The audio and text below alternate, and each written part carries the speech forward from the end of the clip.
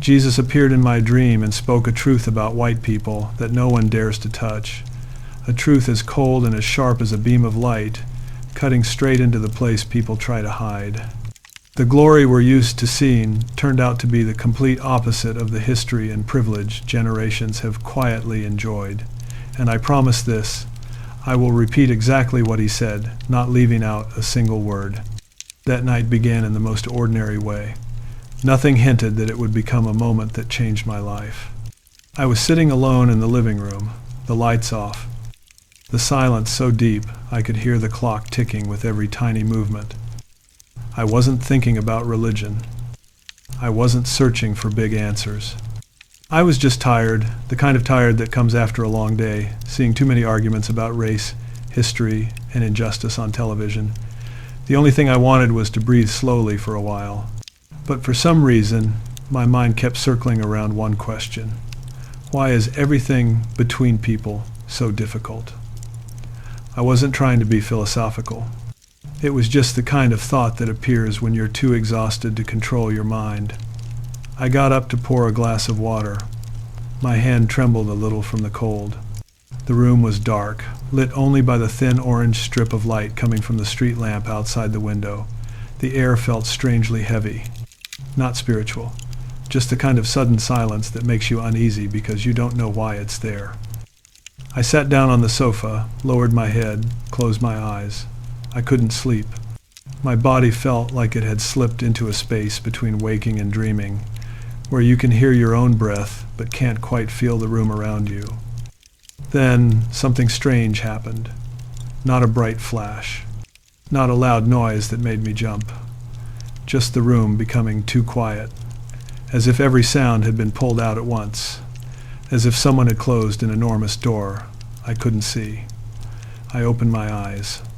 Nothing looked different, but the feeling was completely new. The air thickened. My breath grew louder in my own ears. I felt as if I was stepping out of ordinary life and into a space that existed only for a few suspended seconds. I didn't panic. I just felt held as if something unseen wanted me to stop all thoughts and sit in silence. I didn't try to explain it. At my age, you learn that some moments lead you somewhere whether you understand them or not. An image flashed through my mind. Angry debates online, rage about skin color, declarations that were too simple for a problem far too complicated. And suddenly, the thought was cut off, like someone pressed a button and erased it. The space in front of me began to brighten, not a blinding light, more like the glow of morning reflected on fresh snow, soft but clear enough to make you feel you're standing before something larger than yourself. My heartbeat slowed, not fast, not frantic, just slow, as if my body were bracing for what was coming. And in the moment before I could make sense of anything, I felt someone there. No footsteps, no sound. Just a presence, clear, strong, but not frightening. A simple thought slid through my mind. This is where everything begins. I knew something had changed the moment the room stopped feeling like my own. The air wasn't cold, but it felt tight, like it was holding its breath. I sat still, waiting for the feeling to pass. It didn't.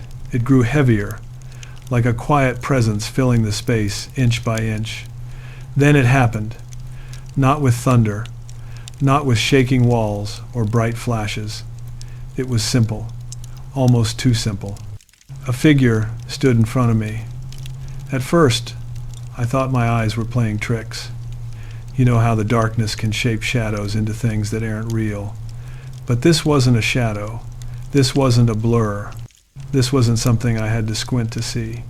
He was just there, as clear as someone standing under a street lamp at night. I didn't panic. I didn't jump. I just stared, because something in me understood this moment was not meant to frighten me. He didn't look like the images you see in paintings.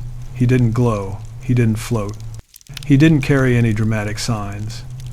He looked like a man, calm, steady, and strangely familiar, the way a memory feels familiar even when you can't place where it came from. What struck me first were his eyes. Not their color, not their shape, just the way they looked at me, direct, quiet, and knowing. It felt like he could see every thought I had tried to ignore for years. He didn't speak right away. He just stood there, giving me time to understand that this was not a dream in the usual sense. Dreams blur around the edges.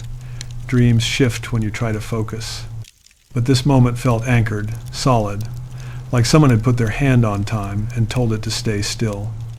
When he finally spoke, his voice was steady, not loud, not soft, just clear. "You're asking the wrong questions." That was all he said. 5 words, but they cut through the silence like a blade. I didn't answer. I couldn't. My mind felt split open by the simplicity of the statement. I had spent so much time thinking about the chaos, outside arguments, headlines, debates, without ever realizing how narrow my view had become. He stepped closer, not in a threatening way. It felt more like someone stepping forward to show you they're not here to harm you. "You look at people," he said, "but you don't see the history behind their eyes." I felt those words hit something deep in me, like he had reached behind all my excuses and touched the part I tried not to revisit. Nothing about this moment felt forced. Nothing felt exaggerated. It was quiet, controlled, almost gentle, and yet it carried more weight than any conversation ID ever had. He didn't accuse me of anything. He didn't blame me. He didn't demand anything from me. He simply told the truth, and the truth made the room feel brighter and heavier at the same time. I wanted to speak. I wanted to say, "What do you mean?" But the question wouldn't leave my mouth.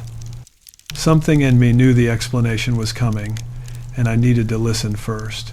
He looked at me again, with the same steady eyes, and said, "Before I tell you what you came here to hear, you must understand how blind a comfortable life can make a person." And in that moment, I realized this appearance wasn't about fear. It was about clarity, and clarity was about to hurt. He didn't move. He didn't raise his voice. He just looked at me like he'd been waiting for this moment longer than I had been alive. And then he said the one thing I never expected to hear. "You want the truth about white people," he said, "but you think the truth is a simple thing." That sentence hit me harder than I wanted to admit. I had spent years watching arguments on TV, reading headlines, seeing people scream at each other about race. Everyone had an opinion. Everyone had a theory. But no one wanted to slow down long enough to face the parts of the truth that weren't convenient. He stepped closer. The light around him didn't grow brighter. It didn't change. But somehow, it felt sharper, like it was cutting through all the noise inside my head. "Let me show you something," he said.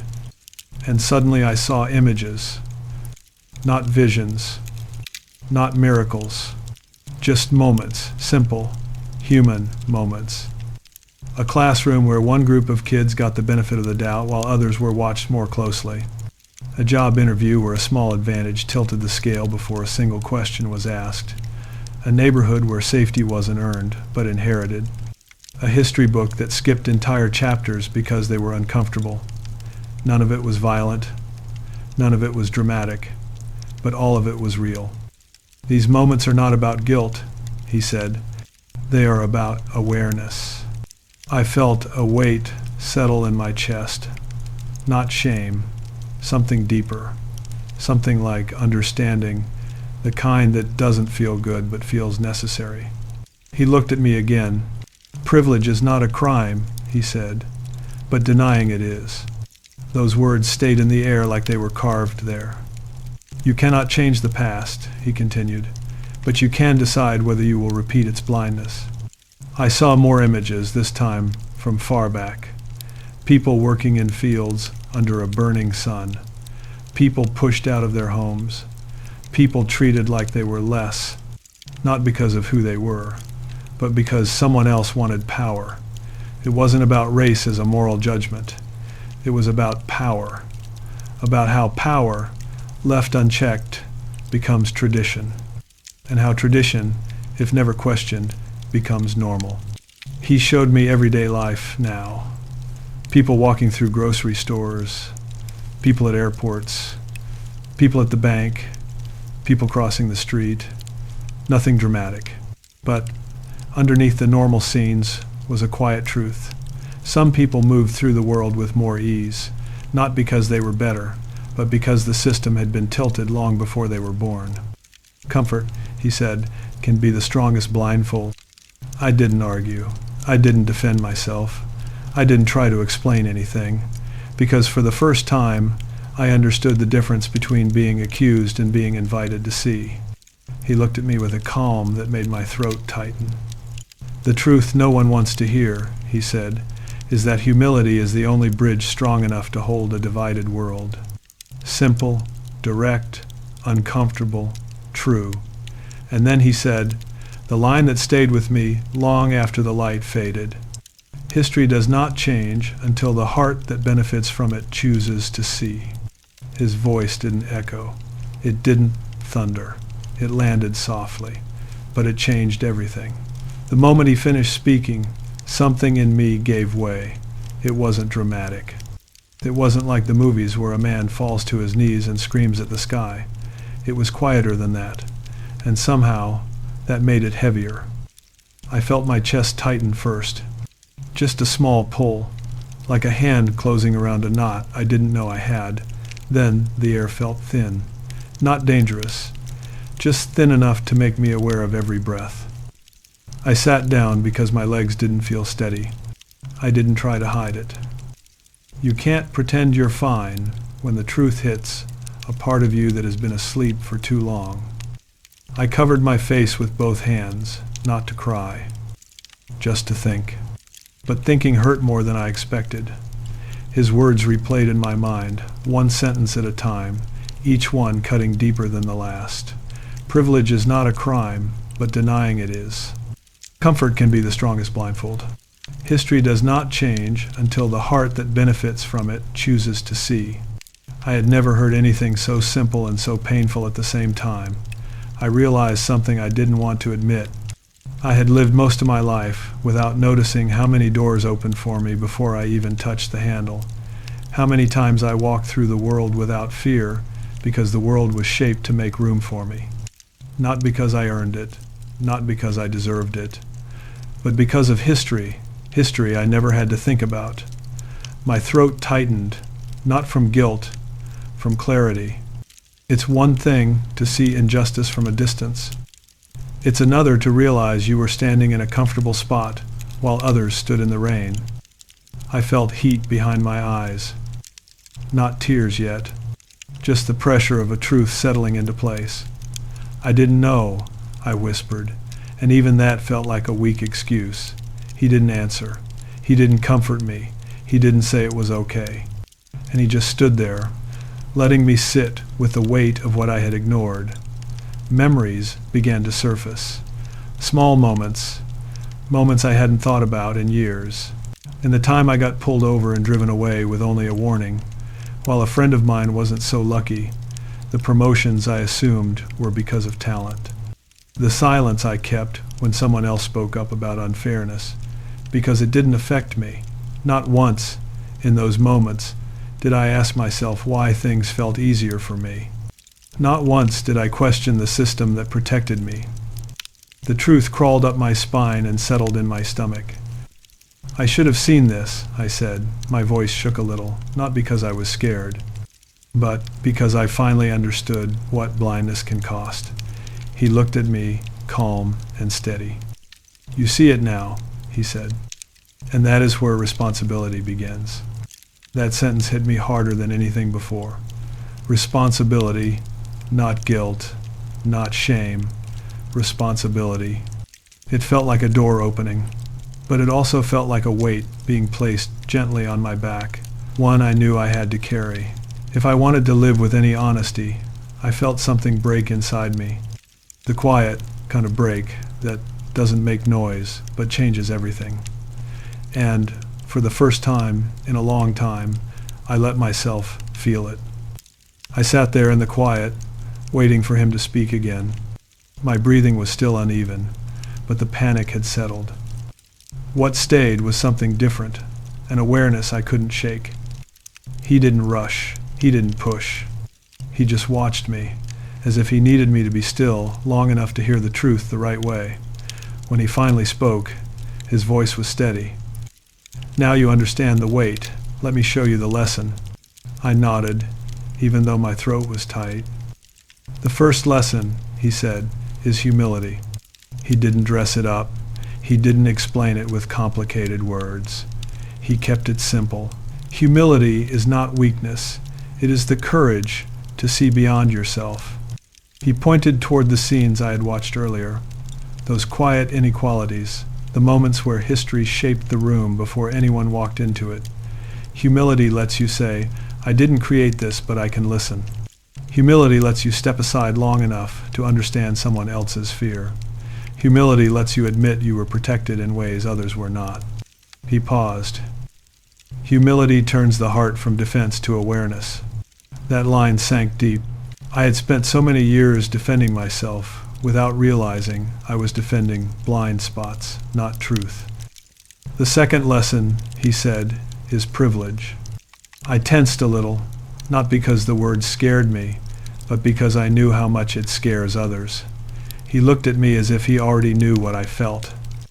Privilege doesn't mean you are guilty. Privilege means you were handed a softer path. He let that sit for a moment. Privilege becomes dangerous only when it becomes invisible. When you refuse to see it, you allow the old wounds of history to keep bleeding.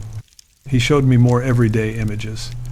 Not pain, not anger, just differences, small but repeated, like a pattern you only notice when someone points at it with a calm finger. "You do not have to carry the past," he said, "but you do have to acknowledge the parts that still live in the present."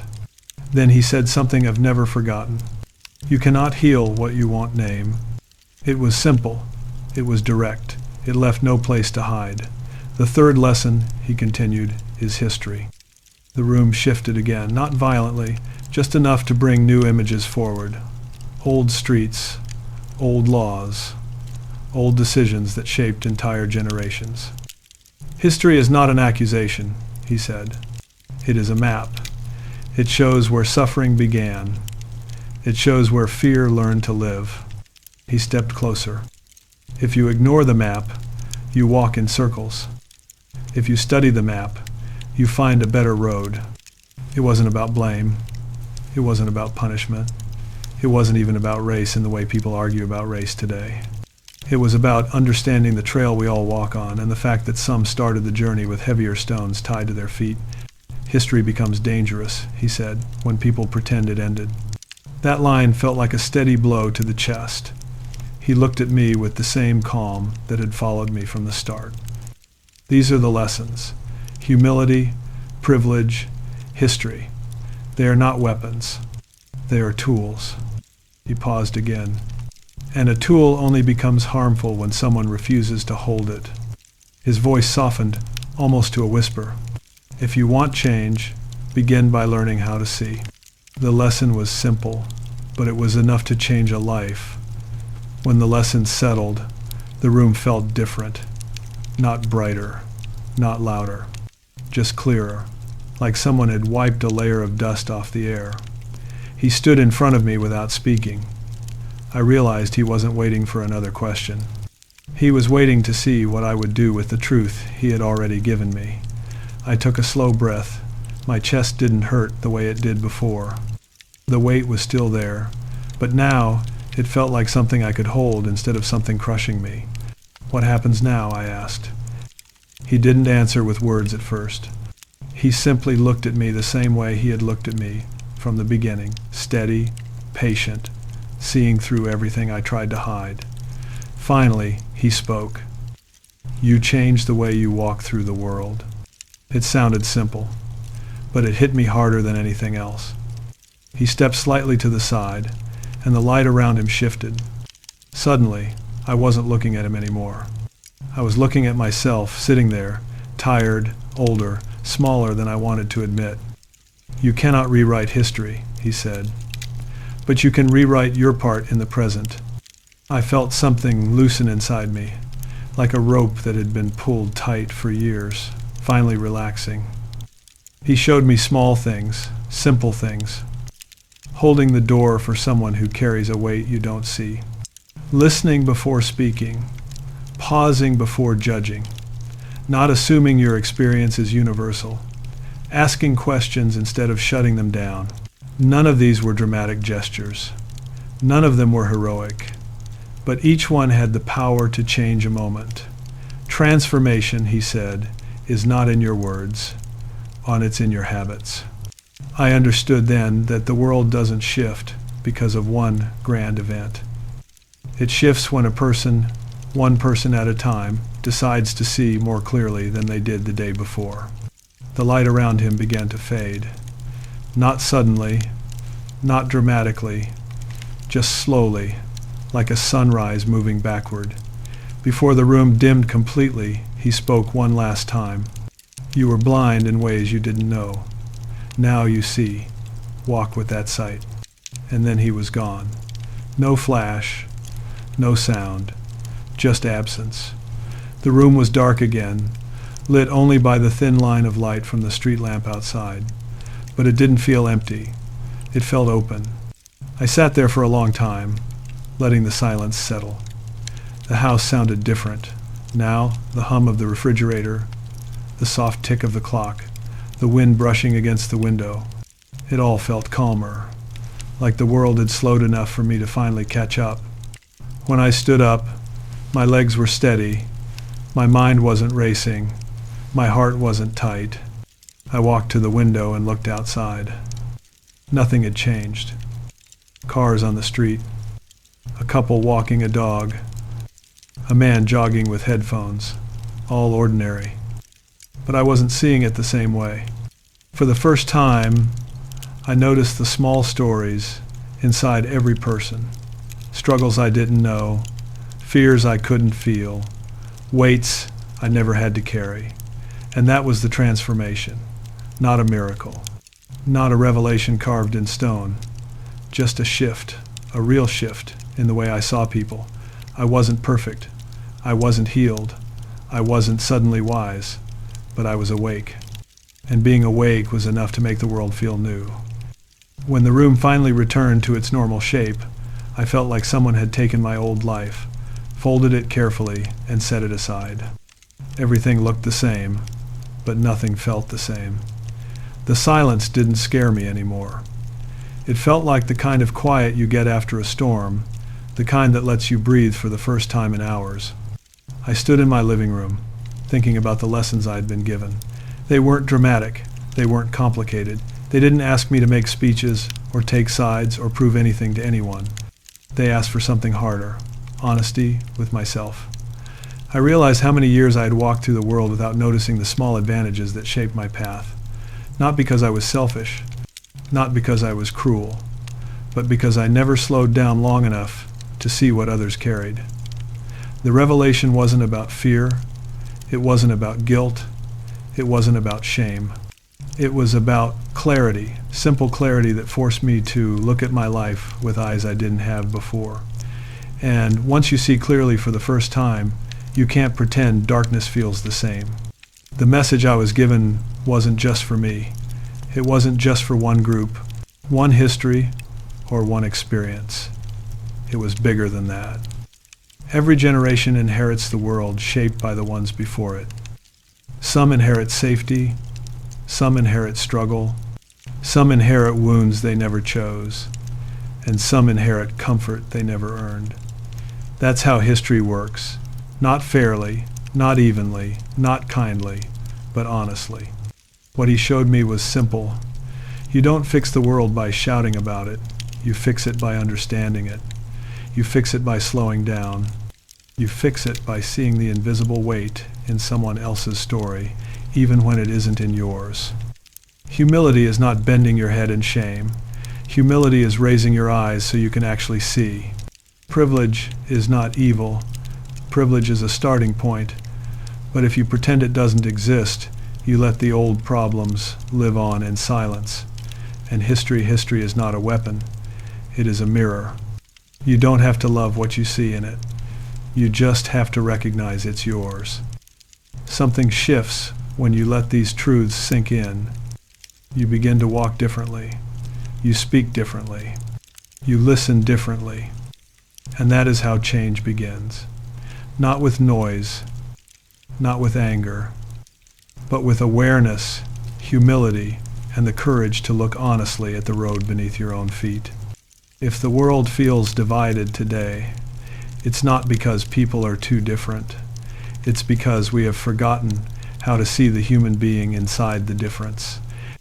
And seeing each other, truly seeing, is where healing starts. In the end, the message he left me with was the simplest and the hardest truth I have ever heard. If you want to change the world, start by seeing the stories you once walked past. I carry that line with me now. Every day, every choice, every conversation. And maybe, just maybe, if you're still listening, this truth was meant for you too.